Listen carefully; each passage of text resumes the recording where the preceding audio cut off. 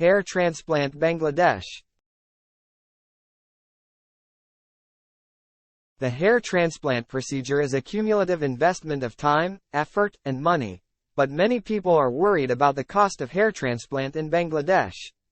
It majorly depends on the total experience of the surgeon and the success ratio of their past hair transplant surgeries.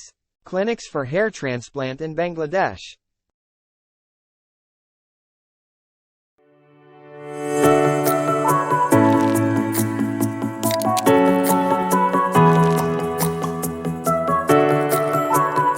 Average or low-cost hair transplant in Bangladesh.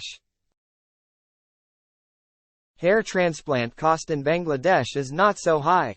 In other countries, the cost is calculated based on the number of follicles. But, in Bangladesh, the cost depends on how much space you need to cover.